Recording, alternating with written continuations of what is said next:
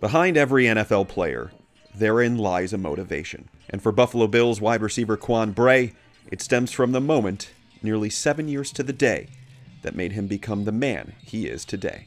It all started in LaGrange, Georgia. Bray, a standout high school football player that could do a little bit of everything on offense, was one of the top 150 recruits in the entire nation and had his pick of the litter of where he wanted to continue his playing career. And anywhere his football travels took him, his mother, Tanya Bray, was there to cheer him on. She made sure she did everything to be, if we was in Texas, she'll be in Texas. No matter we cross the country, she coming, you know, and she the loudest one in the stands, always. With his mother and father standing proudly behind him, Bray chose to enroll at Auburn University. That was in January of 2011. 6 months later, most everything he knew about life to that point would never be the same. And that was just the turning point in my life, you know, right then and there. By early that July, his mother and father were living separately for 6 months after being together for 18 years. Quan was in Atlanta the previous day. On his drive back, his phone started going haywire. I was getting some phone calls, you know, from my dad and my mom, you know, but I didn't answer the phone. Got a couple messages, you know, from people saying somebody was shooting at your mother's car, you know. I'm like, geez, you know, I wouldn't think she don't have any enemies or nothing like that. He then received a text message from his father telling him to go check on his mother. Bray drove up to the scene, seeing bullet holes through his mother's car, and was told by authorities to immediately go to the hospital.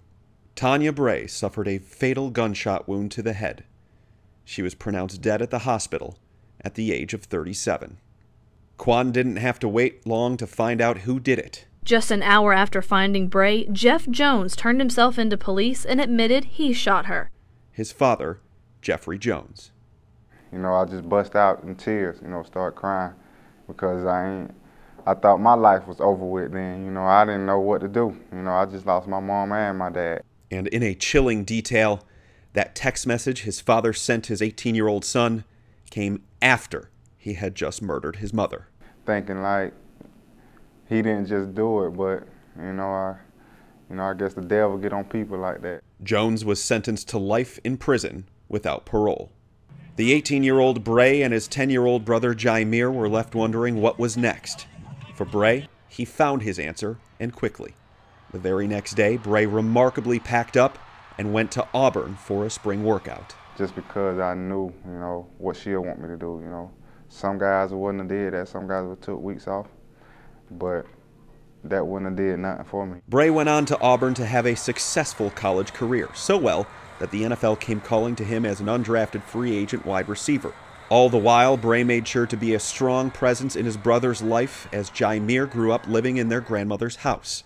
With his brother about to become a senior in high school, the fatherly Bray couldn't help but be moved by how far his brother had come. Seeing him grow, that gives me chills, you know, seeing him from a little one to growing, you know, now that right there makes, you know, that gives me like, it's nothing to explain that, you know, that's just a word I can't even explain, you know.